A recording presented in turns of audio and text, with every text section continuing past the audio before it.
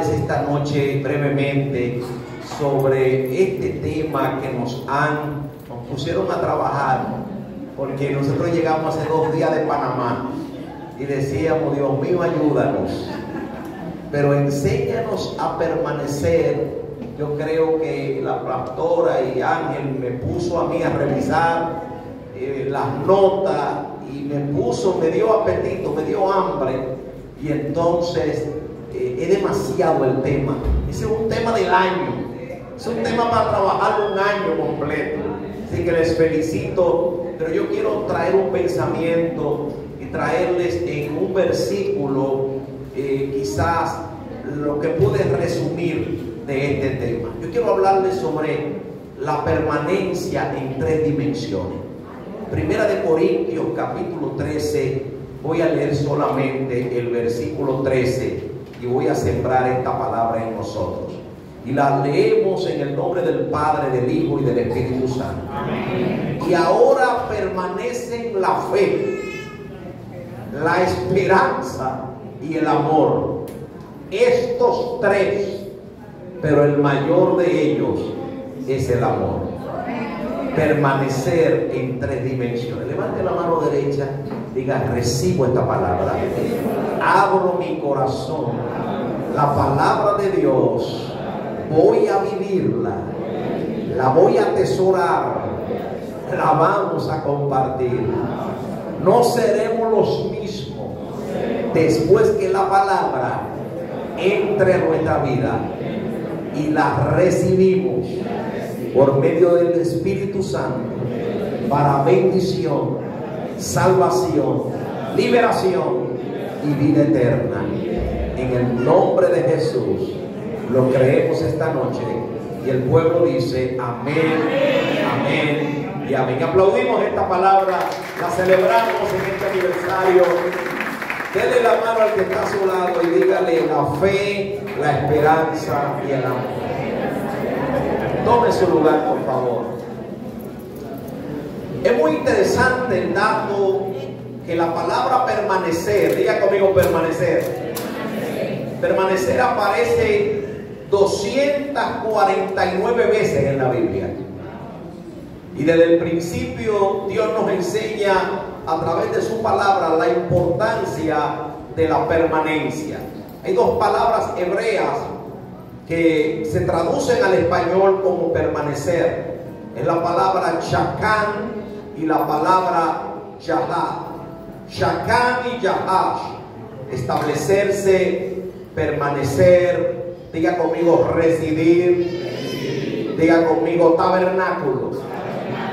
Shakán se utiliza o se utilizaba para describir el deseo de Dios, el deseo que Dios tenía de tener un lugar en la tierra donde permanecer con los hombres. Por eso cuando usted lee Éxodo 25, Dios le dice a Moisés: háganme un tabernáculo, háganme un santuario para que yo habite, para que yo permanezca con ellos. Esa palabra chacán está relacionada a otra palabra en hebreo que es Mizcán. Diga conmigo: Mizcán. Y Mizcán quiere decir el tabernáculo, el lugar donde Dios iba a habitar. También entonces de esas palabras es que sale la palabra que es el nombre de nuestra red. Es la palabra Chequina. Y Chequina lo que significa es la presencia permanente de la gloria de Dios. Y usted dirá: pastor, pero entonces ¿cuál es la conexión?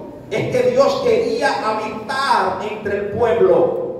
Y Shakán es habitar, pero Dios quería el Shakán a través de la Chequina. Dios siempre ha querido habitar. Entonces Dios necesitaba un Mizcán, un lugar donde Él manifestar su Shakán o su habitar a través de su presencia, que es la Chequina. Y usted dirá: pastor, pero esto es demasiado fuerte. El asunto es que en el Antiguo Testamento Dios estaba dando una señal de lo que Él quería hacer. Pero parece ser que Dios dijo: no, es que el tabernáculo es momentáneo, porque tenían que desarmarlo y armarlo. Aleluya. Y ahora dice Juan capítulo 1 verso 14 que el verbo se hizo carne, y esa palabra allí traducida es en el original, y el verbo se hizo tabernáculo. Así que lo que Dios hizo fue que Dios dijo, bueno, yo voy a hacer ahora habitar el Chacán, voy a ser yo mismo, y mi gloria voy a ser yo mismo. Y en vez de meterme en una tienda, me voy a entrar en un cuerpo. Ay, Dios mío. El verbo se hace tabernáculo. Y entonces ahora cuando Juan el Bautista ve a Jesús en el río Jordán, en Juan 1:29, él dice, ese es el Cordero de Dios que quita el pecado del mundo. Porque para Dios habitar, para Dios quedarse, tenía que resolver un problema. Y era el problema del pecado. Porque el pecado te aleja de Dios. El pecado te impide que permanezcas en Dios y que Dios permanezca en ti. Así que Cristo viene como Cordero para quitar el pecado y poder permanecer en tu vida y en mi vida. ¿Cuántos alaban la gloria del Señor? Pastor, pero Juan el Bautista señaló algo importante entonces. Claro que sí. Juan el Bautista es que tiene la revelación de la permanencia, del permanecer. Cuando Juan el Bautista ve a Jesús, primero dice, ese es el Cordero que está quitando el pecado. Pero lo segundo que dice Juan el Bautista, en Juan 1:33 se revela esto. Diga conmigo, yo no le conocía. Pero ¿cómo que no lo conocía? Era su primo, era primo de él. Pero es lo que está diciendo él, yo lo conocía como mi primo, pero yo no conocía que él era el Mesías, yo no conocía que él era ungido, yo no conocía que él era el Cordero. Pero Juan el Bautista dice, pero el que me envió a bautizar con agua, me dijo, sobre quien tú veas descender el Espíritu y que permanece sobre él. No solamente sobre el que tú veas que desciende el Espíritu, porque el Espíritu descendió sobre Moisés, el Espíritu descendió sobre David, el Espíritu descendió sobre Sansón. Ahora él dice, sobre el que tú veas que el Espíritu desciende y permanece y se queda sobre él. Ese es el que bautiza con Espíritu Santo. Ese es el Mesías, ese es el ungido. Levanta tu mano y esta noche dile gracias por Jesús. Ahora Cristo revela la base de la permanencia, porque Cristo dice en Juan 14:16, yo rogaré al Padre y les dará otro consolador para que usted esté con ustedes para siempre, el Espíritu de verdad. El mundo no le puede recibir, pero ustedes le conocen porque mora con ustedes y estará en ustedes. Así que nosotros ahora tenemos la bendición más grande. No tenemos una visitación del Espíritu, tenemos una habitación del Espíritu. Tenemos la permanencia del Espíritu. Usted dirá, pastor, yo no estoy seguro que voy a permanecer en el Evangelio. Usted puede permanecer en el Evangelio porque tiene la garantía de que la presencia de Dios permanece en usted. Si Dios se queda con usted y usted lo retiene y usted le da el valor a Dios en su vida, usted puede permanecer en el Evangelio y puede seguir adelante. ¿Cuántos alaban la gloria del Señor? Dile la mano que está asegurando, dígale, Él permanece contigo. Tú puedes permanecer ahora. Cuando estaba estudiando este tema, que me pusieron a estudiar los pastores, hay que estudiar y siempre se aprende. Miren, de las referencias de esa palabra permanecer en el Nuevo Testamento, 118 veces que aparece esa palabra en el Nuevo Testamento, diga conmigo 118. 60 veces están escritas en la historia de los escritos de Juan. O sea, Juan habla 60 veces de esto. En las cartas y en los evangelios aparecen 100 veces. Es decir, es Juan que tiene la revelación más poderosa de la permanencia. Esa palabra en griego es palabra menos, diga conmigo menos. Significa quedarse, vivir, habitar, durar, pero me gustó mucho esto, porque permanecer también implicaba soportar, continuar, esperar, aguardar. También significa paciencia, porque para tú permanecer tienes que tener paciencia, resiliencia, ser resiliente. Es decir, el Espíritu Santo empieza a enseñarnos a nosotros a través de la Biblia que para permanecer nosotros tenemos que tener la actitud correcta. Pero entonces el apóstol Pablo, en la primera carta de los Corintios, inspirado por el Espíritu, señala 3 dimensiones que son interesantes, o 3 claves sobre las cuales todo discípulo, toda persona que quiere ser cristiana debe permanecer. ¿Cuáles son esas claves? ¿Cuáles son esas dimensiones? El primer llamado de todos, siga conmigo, el primer llamado de todos es permanecer en la fe. El escritor de los Hebreos lo dice de esta manera en Hebreos 10:38: mas el justo por su fe vivirá, y si retrocediere no agradará a mi alma. Pero nosotros, dice el escritor, nosotros, diga conmigo, nosotros no somos de los que retroceden para perdición, sino de los que tenemos fe para preservación del alma. Todo el que está aquí esta noche en este aniversario está en fe, debe permanecer en la fe y no puede retroceder ni para coger impulso. Tenemos que avanzar, seguir adelante. Y es interesante porque la fe hay que verla como resultado de lo que hemos oído. Romanos 10:17 dice que la fe viene por el oír, y el oír la palabra de Dios. Y Juan en su carta, en su primera carta, dice lo que era desde el principio, lo que hemos oído. Dile al que está a tu lado, lo que has oído es la palabra. Lo que tú has oído y lo que yo he oído es la palabra. O sea, nosotros permanecemos en la fe, pero permanecer en la fe tiene que estar directamente relacionado a la palabra. Porque tú tienes fe en una palabra que se te ha dado. Jesús le dijo a los judíos que habían creído en él, Juan 8:31: si permanecéis en mi palabra, serán verdaderamente mis discípulos. Así que usted no puede decirme que está permaneciendo en la fe si no permanece en la palabra. La palabra es lo que te activa la fe. Pastor, yo quiero tener fe, me falta fe. La gente que le falta fe, lo que le falta es palabra. El que recibe mucha palabra, recibe fe. La fe activa la aleluya. La palabra activa la fe. La fe se mueve con la palabra de Dios.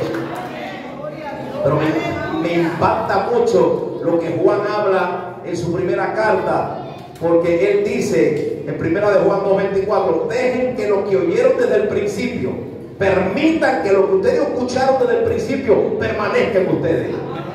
Está diciendo, la palabra tiene que permanecer en nosotros. Y lo que oyeron desde el principio, si lo que ustedes escucharon desde el principio permanece en ustedes, ustedes permanecerán en el Hijo y en el Padre. Si, diga conmigo, si retengo la palabra, si tengo la palabra, voy a permanecer. Ahora, lo que se revela en Hebreos 11 es algo tremendo. El escritor de los Hebreos dice: es pues la fe, la certeza de lo que se espera, la convicción de lo que no se ve.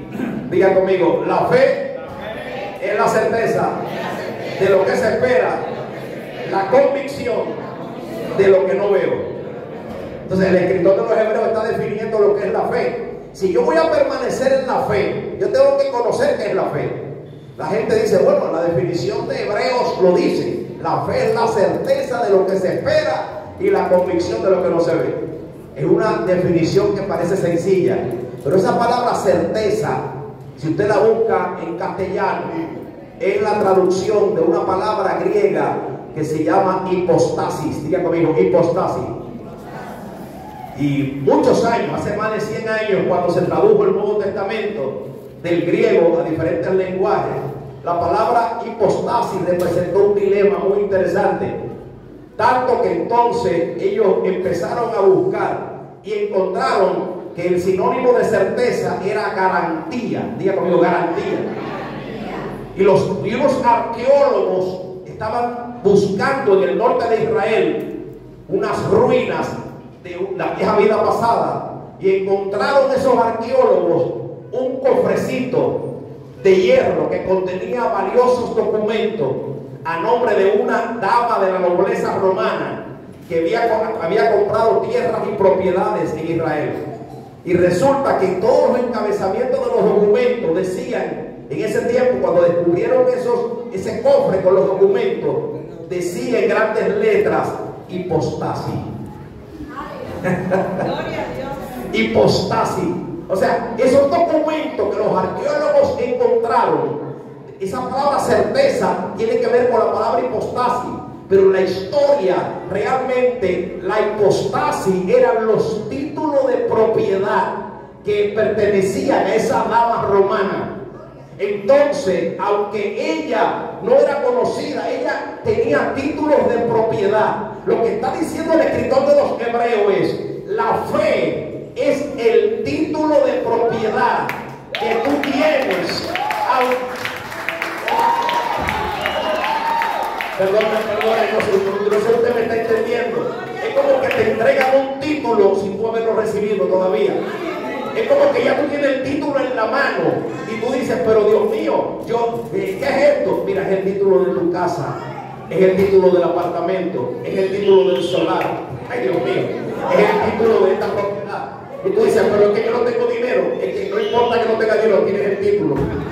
Porque tiene la fe, tiene la certeza, tiene la sustancia, tiene la hipostasis. Aleluya, permanece en esa palabra, permanece en esa acción, permanece. Hermano, esto parece una locura, por eso el que razona mucho la fe se vuelve loco. Porque la fe lo que te hace es recibir cosas aunque tú no tengas la plata. Tú recibes cosas que en el mundo natural dicen, pero ¿cómo le dieron eso? ¿Cómo le dieron el solar? ¿Cómo le dieron el templo? ¿Cómo van a construir? Aunque no tengas dinero, ¿cómo vas a pagar esa deuda? ¿Cómo vas a ver a tus hijos crecer? ¿Cómo vas a pagar la universidad de tus hijos? La fe es la certeza de lo que se espera. Es el título de propiedad. Alabado sea la cuenta del cielo que va a girar a favor de ti. Alguien aplaude esta palabra en esta noche. Pero donde dos personas cerca de ti recibe el título de propiedad. Recibe lo que Dios te ha prometido. Díselo a alguien, por favor. Permanece en esa palabra. Permanece en esa palabra. Hermano, yo no estoy hablando esto solamente como una prédica. Yo lo viví eso. Yo sé lo que es lo que yo le estoy diciendo. Por 20 años esperando un título de propiedad. Y nosotros así, orando. Y Señor, y mi esposa, Señor, trae un desenlace por el templo. Y ustedes conocen la historia. Hermano, más de 25 años esperando un título de propiedad. Y lo grande es que entonces cuando nos comunican que el título del templo lo habían hipotecado unas personas, nosotros estábamos ahí por más de 20 años sin título. Nos pasó como Abraham, que Abraham estuvo en la tierra prometida con una promesa sin ser de él, y Dios le dijo, esa tierra es tuya. Es que Dios no tiene que ver que tú no lo tengas en la mano. Si tienes la certeza, si tienes la hipostasis, si tienes la palabra que te han dado, ya es tuya. Entonces nosotros, hermanos, en ese momento, Dios mío, no se va a perder el asunto, se va a perder la propiedad. Cuando recuerdo eso, siempre recuerdo cuando entramos en oración en la habitación y Dios nos dio una palabra. Lo que Dios siempre hace es que te da una palabra. Tú tienes que aprender a permanecer en la palabra. Y recuerdo cuando esa palabra vino. Y cuando estaba orando, ya sentí de Dios llamar a alguien. Mira, haz una oración por mí. A un hombre de Dios que no es de la red. Y ese hombre de Dios oró. Y lo bendigo siempre. Y cuando él oró, dijo, mira, pastor, yo veo un título de propiedad. Y estaba yo en un ayuno de 3 días ahí metido con Dios. Señor. Y me dice, veo un título de propiedad. Esa persona no conocía nada. Y dijo, veo un título de propiedad que está hipotecado. Está hipotecado. Veo un título que lo agarraron, lo tienen agarrado. Pero Dios dice que ese título es tuyo. Y que al final te lo van a entregar. Pasaron 2 años, hermano, 2 años. Y la gente diciéndome, pastor, el templo, vámonos a otro lugar. Pastor, ya olvídese de eso. Y yo decía, Dios me dio una palabra y esa palabra se va a cumplir. Esa palabra, yo tengo el título de propiedad. Pastor, pero el título lo tienen ellos. No, ellos les pasó como los filisteos que se robaron el arca, pero tuvieron que devolver el arca. Van a tener que devolver lo que te pertenece. Van a tener que devolver lo que te pertenece. Lo que Dios te ha prometido. Alguien diga amén a eso. Levante la mano conmigo y dígale, recibo el título de propiedad. Y al final, hermano, el título de propiedad, ¿usted sabe dónde está? En la oficina de la iglesia Chequina Central guardado.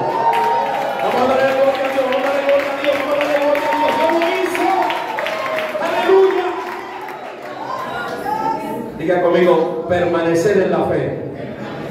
Permanecer en la palabra.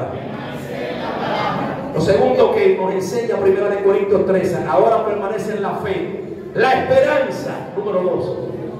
Lo segundo que la Biblia me llama es a permanecer en la esperanza. Y esa definición bíblica de esperanza, diga conmigo, expectativa segura. La raíz hebrea de esa palabra se traduce como esperar con anhelo. Cuando está esperando algo con anhelo, como cuando tiene hambre que está esperando un sancocho. Alguien alabe a Dios ahora. Como cuando tú estás en el aeropuerto esperando que llegue tu esposa, o esperando que llegue el esposo. Alabe a Dios ahora. Diga conmigo, lo espero con anhelo. Y en el griego la palabra es pistis, y esto significa expectativa de bien, porque Dios dice, yo sé los planes que tengo para ti. Jeremías 29:11. Los pensamientos que tengo acerca de ustedes, dice Jehová, pensamientos de paz y no de mal, para darle el fin que ustedes esperan. O sea, hay que estar esperando algo de Dios. Hermano, yo sé que hay muchas situaciones negativas, yo sé que hay muchas malas noticias, yo sé que hay muchas pruebas y tribulaciones, pero a veces el sistema nos puede nos puede llevar a ponernos en una condición que lo que esperemos siempre sean las cosas negativas. Pero yo creo que Dios tiene cosas buenas para nosotros. Yo creo que el mundo va de mal en peor, pero la iglesia, el que está en el Señor, el justo florecerá como la palmera, crecerá como cedro en el Líbano, plantado en la casa de Jehová. Las bendiciones de Dios te esperan. La gente dice, hermano, ¿y si se enferma? Y yo le digo, ¿y si se sana? ¿Y si fulano se muere? ¿Y si resucita? ¿Y si fracasa el negocio? ¿Y si Dios le multiplica el negocio? Siempre apueste a Dios, siempre apueste a lo que Dios puede hacer. Tenga fe, tenga expectativa, tenga, aleluya, la creencia de un milagro de Dios. A mí me impresiona mucho el Dios que tenemos, porque Dios le da una palabra a Israel en un momento de cautiverio. 70 años tenían cautivos. En el libro de Zacarías, capítulo 9, verso 12, Dios le da una palabra a ellos cuando ellos están por regresar a Jerusalén después de 70 años. El profeta le dice de parte de Dios, vuelvan a la fortaleza. ¿Y sabe lo que Dios le dice? Vuelvan a la fortaleza, prisioneros de esperanza. Oigan, hermanos, ellos eran prisioneros, ellos eran cautivos. Ahora Dios le cambia el nombre y le dice, no son esclavos del mal, no son esclavos de la tragedia, no son esclavos de un porvenir incierto. Les voy a decir que ustedes son prisioneros de esperanza. Le está diciendo, aférrense a la esperanza, estén presos a la esperanza. Que sus cadenas sean, ay Dios mío, que sus cadenas sean esperanza. Esperen lo mejor de Dios en este año. Esperen lo mejor de Dios en este tiempo. Esperen los milagros de Dios. Esperen la provisión de Dios. La esperanza. Pastor, pero no es fácil esperar en Dios. Es verdad, no es fácil esperar en Dios, pero hay una promesa en Isaías 40:29, que los que esperan en Jehová recibirán nueva fuerza. Los que esperan en Dios se levantarán con alas como águila, caminarán y no se cansarán, correrán y no se fatigarán. Nuevas fuerzas. Levanta tu mano, por favor, y dile, yo recibo nuevas fuerzas porque soy prisionero de esperanza. Oh Dios mío, estoy mirando gente que en esta noche son prisioneros de esperanza. Espera la salvación de tus hijos, espera la salvación de tu esposa, espera la salvación de tu esposo, Espera lo que Dios va a hacer con tu familia. Espera que de aquí a diciembre puede pasar un milagro. Lo que tú no has recibido en el año, lo puedes recibir en los próximos 3 meses. Dios puede hacer milagros grandes este año. Espera en Dios, espera en Dios. Es más, a veces hay que hablarle al alma, hay que hablarse a uno mismo. El salmista dice: ¿por qué te turba, alma mía? Espera en Dios, espera en Dios, espera en Dios, espera, porque aún he de alabarle, salvación mía y Dios mío. Usted dirá: pastor, ¿y usted cree que es fácil hacerlo así? Hay un hombre que nos puede dar cátedra a nosotros, se llamó Abraham. Dice en Génesis 17:1 que a la edad de 99 años, ¿a qué edad? 99. Hermano, diga conmigo, casi 100. Dios le dice a Abraham: Abraham, anda delante de mí, sé perfecto, y te multiplicaré, y tendrás descendencia. Le da una palabra para que él permaneciera en esa palabra. Pero Dios, conociendo que nosotros a veces tenemos una mentalidad complicada, Dios le dice: pero para tú permanecer en esta palabra voy a tener que cambiarte el nombre. Porque el problema es que a veces no podemos permanecer en algo porque nuestra identidad está confundida. Porque Dios es que tú no puedes llamarte Abraham, voy a tener que ponerte Abraham. Te voy a llamar padre de mucha gente. No tenía ni hijo y Dios le estaba dando una palabra de multitudes. Dios no tiene que ver con lo que tú no tienes. Dios tiene que ver con lo que Él te va a dar.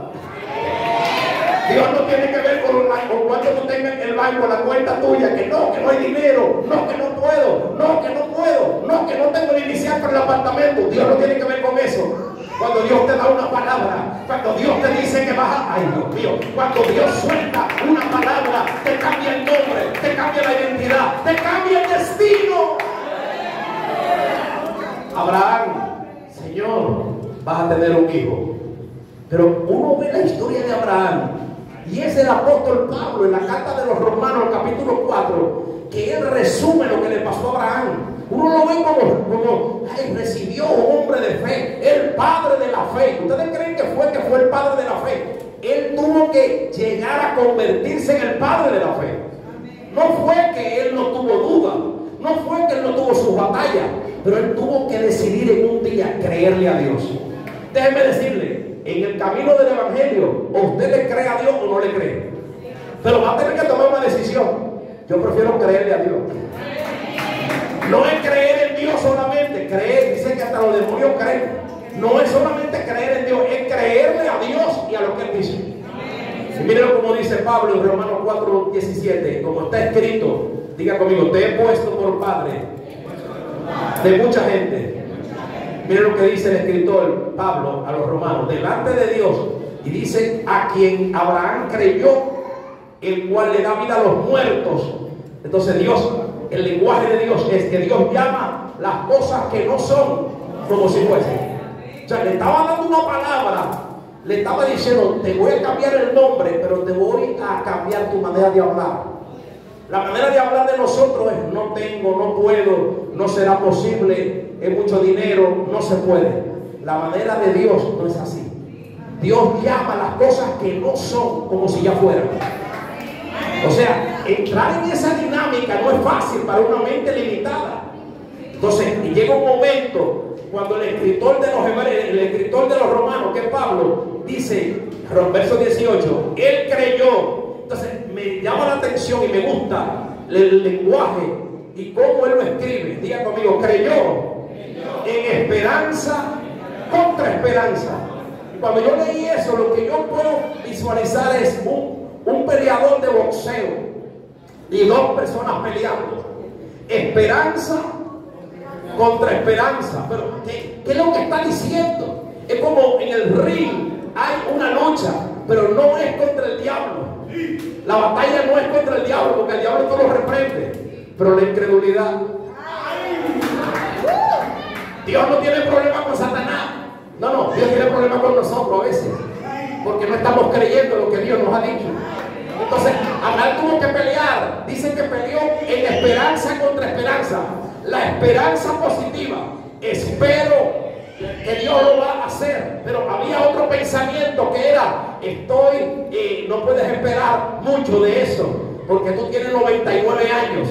tú no produces, ya tu tiempo de producir pasó, ya tú no tienes la capacidad física para producir. Sara no puede producir, ya cesó la costumbre de las mujeres. Entonces él tiene que luchar contra una esperanza negativa que también tiene argumentos. Entonces la lucha en el ring no fue fácil. Dice que él luchó esperanza contra esperanza para llegar a ser padre de mucha gente. No se debilitó en la fe al considerar su cuerpo. Si él se hubiera puesto a ver su cuerpo, y si ve el cuerpo de Sara, ahí es que termina. Oh, gloria a Dios. Él no podía ver el cuerpo de él. Él no podía ver el cuerpo de ella. Él tenía que ver la palabra. Él tenía que ver la promesa. Él tenía que ver lo que Dios le había dicho. Si tú te pones a ver la cuenta que tiene en el banco, no te dan la visa. Si te pones a ver y hacer cálculo de lo que no tienes, te vas a frustrar. Pero si miras la palabra, si miras que te prometió, y dice que no se debilitó en la fe, sino tampoco dudó por incredulidad de la promesa de Dios, sino que se fortaleció en fe. Y dice plenamente convencido de que Dios era poderoso para hacer todo lo que le habían prometido. Alguien que diga amén a esto. Y lo que termina diciendo de la esperanza es lo que me impacta, porque también por lo cual su fe le fue contada por justicia. Pero dice Pablo, y no solamente con respecto a él se escribió esto, sino también con respecto a nosotros. ¡Wow, Dios mío! O sea, nosotros estábamos en el paquete. No era que lo que le pasó a Abraham, eso fue para él. Dice ahora Pablo, también nosotros. Y dice Gálatas que nosotros somos hijos de Abraham por la fe. Tenemos acceso a la promesa. Si a Abraham lo trataron por fe, Dios mío, eso fue antes de la ley. A nosotros Dios nos trata con fe. Por eso es que dice que es imposible, oh Dios mío, es que, aleluya, el que busca a Dios es imposible. Dice que tenemos que agradarlo a Él por la fe. Nosotros agradamos a Dios y creemos que Él es galardonador de los que le buscan. Alguien que grite, voy a caminar en fe, voy a caminar en esperanza, voy a permanecer en la palabra. Levanta tu mano conmigo, levanta tu mano conmigo. Diga conmigo, permanezco en la fe, permanezco en esperanza. Pero el apóstol Pablo magistralmente le está hablando a una iglesia ahora de los corintios que cree solamente que los dones lo iban a llevar al nivel que estaban. Y él le dice, ahora permanece en la fe, la esperanza. Entonces el tercer elemento es la dimensión más poderosa que debemos permanecer. Y dice ahora, permanece en el amor. Y el mayor de ellos es el amor. Lo primero que debo decirte es que Cristo lo ordena. Esto no es opcional. O nos amamos o nos amamos. El amor es el arma más poderosa en la tierra. Juan 15:9, Jesús dijo, como el Padre me ha amado, también yo les he amado a ustedes. Repita conmigo, permanezcan en mi amor. Así que, ¿cuántos años de casado dijeron que tenían ahorita? Muchos años. Imagínense años de casado, 50 años de casado, 60 años de casado. Hay que permanecer en el amor para durar tantos años de casado. ¿Cuánto alaban a Dios ahora? Hay que tener amor para permanecer en una iglesia.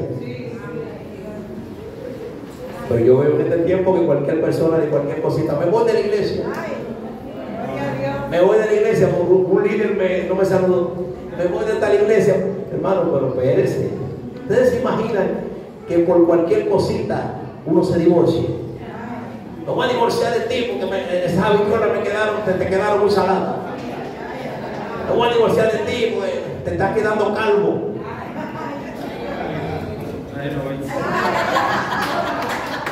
Alguien levante la mano. Alguien levante la mano. Cuando uno permanece en amor, uno permanece en unidad. Cuando uno permanece en amor, uno perdona la ofensa. Cuando uno permanece en amor, uno se queda en el lugar donde Dios lo trajo. Así que cuando Dios te trajo aquí a Chequina Prado, es para que permanezcas aquí. Es para que sea bendecido aquí. ¡Alabado sea Dios!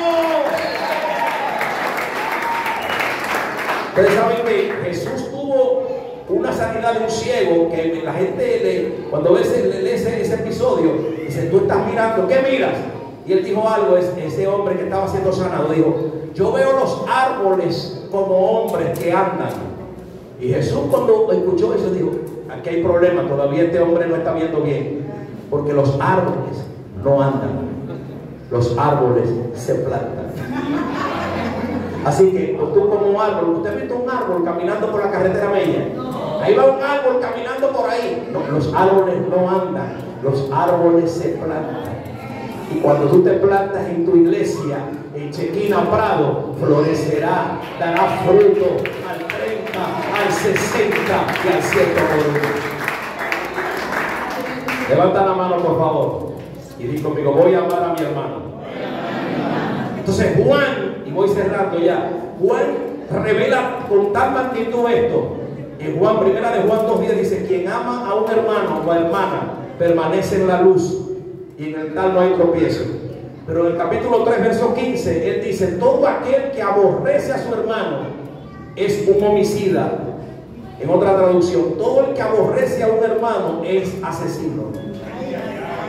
Hermano, y el asunto está que la gente quiere permanecer en la iglesia y permanecer en los caminos del Señor y no ha entendido que debe permanecer en el amor. Si un hermano yo lo veo y acabo con él, yo no puedo entender cómo hay gente ahora que dice, yo no quiero saber de fulano. O viene fulano por ahí caminando y se desvían para no saludar a una persona. Los amenes están escaseados. Ahora, él dice algo, dice primero de Juan 3:14, sabemos que hemos pasado de muerte a vida porque nos amamos unos a otros. El que no ama permanece en la muerte. Todo aquel que odia a su hermano, todo el que odia a su hermana es un asesino. Y ustedes saben que los asesinos no tienen vida eterna en ellos. O sea, Juan, el apóstol del amor, es más fuerte que nosotros. Nos está diciendo que usted no puede odiar a nadie. Así que cuando usted permanece en Cristo, se tiene que ir el odio, el resentimiento. Usted perdone, yo perdono. No, que me hizo esto, pastor. Sí, pero usted también le ha hecho cosas a gente. No, usted no se crea que usted también está en el paquete. A usted también lo han perdonado, a usted lo han soportado. Soporte al otro también. ¡Alabado sea Dios! Levante la mano, diga conmigo, quiero amar. Y dice Juan, primera de Juan 4:12, nadie ha visto jamás a Dios.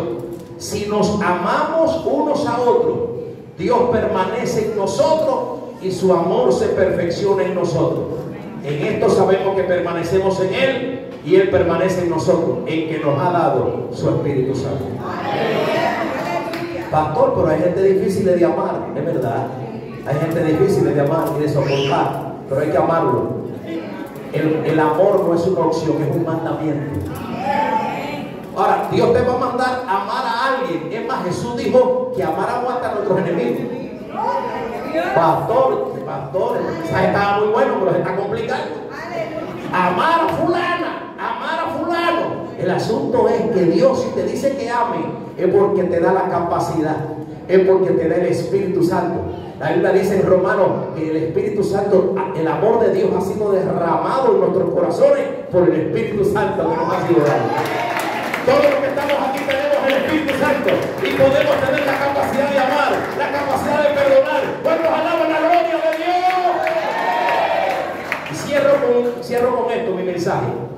Es increíble cómo Dios cambió, cómo Cristo cambia a un hombre que era llamado con su hermano los hijos del trueno. Jacob y Juan, los hijos del trueno. Jesús va a llegar a una aldea de samaritanos. Dice, no lo queremos recibir, no lo reciben al Señor. Y Jacob y Juan salen rápido. Señor, tú quieres que hagamos descender fuego del cielo para que mate a esta gente. Y los hijos del trueno, Jesús los mira a ellos y dice, ustedes no saben de qué espíritu son. Yo no he venido a perder la gente. Tienen que amar a las personas. Ellos estaban dispuestos a hacer una oración para que Dios lo eliminara. Estaba como aquella esposa que dijo, Señor, ilumina a mi esposa. ¿Lo ilumina o lo elimina? Yo estaba muy resentida con él. No haga esa oración nunca. Pero otro pastor le dijo otra historia, le dijo al pastor, mi esposo está demasiado carpetoso, se está portando mal. Y el pastor, Señor, ilumínalo o elimínalo. Haciendo broma con ella, y la esposa dijo, ilumínalo. Porque cuando hay amor, tú quieres el bien del otro. Cuando hay amor, tú quieres la restauración del otro. Alguien aplauda la presencia de Dios, por favor. Levante la mano derecha y diga Jacobo y Juan. Ahora, el asunto de Jacobo y Juan era que ellos estaban permaneciendo en el enfoque incorrecto. Estaban permaneciendo con el espíritu de Elías. Ellos venían de la línea de Juan el Bautista también. Pero cuando Cristo los lleva al monte de la transfiguración, dice la Biblia que Jesús se mostró con su gloria. Y ellos ven que aparece Elías y Moisés ahí. Y dice la Biblia que Pedro dice, hagamos 3 enramadas, una para ti, una para Elías, una para Moisés. Pero la nube de Dios empezó a manifestarse. Y cuando llegó la nube, dice que la voz de Dios vino y dijo, ese es mi hijo amado, a él escuchen. Y desde ese momento Elías y Moisés desaparecen. Usted no puede permanecer en otra persona sino en Cristo. Usted tiene que enfocarse en el Hijo. Usted tiene que enfocarse en Jesús. Dígame a eso, por favor. Y cuando bajaron del monte, Juan comienza un proceso de acercamiento, un proceso de comunión tan grande, porque el que se acerca al Hijo le pasan 2 cosas. Si te acercas a Cristo y permaneces en Cristo, si el Hijo te liberta, será verdaderamente libre. Y conoceré la verdad, y la verdad. Y lo segundo que pasa es que entonces, cuando te acercas a Cristo y permaneces en Cristo, te vas a parecer más a Cristo. Dice la Biblia en Romanos 8 que nosotros estamos siendo perfeccionados a la imagen de su Hijo. Levante la mano conmigo y digo, de hijo del trueno, dígalo, de hijo del trueno a discípulo amado. Y lo más poderoso de esto, hermanos, que después de esa experiencia, Juan ya no se conoce como hijo del trueno, ahora se conoce como el apóstol del amor. Es increíble cómo Dios puede cambiar el carácter de alguien. Y una persona que odiaba, ahora ama. Una persona que era resentida, ahora perdona. Una persona que estaba con una naturaleza de ira, ahora quiere la bendición y el bienestar de los demás. Lo más poderoso, hermanos, en la tierra es el amor. Porque ahora permanecen la fe, la esperanza y el amor. Ponte de pie esta noche. Y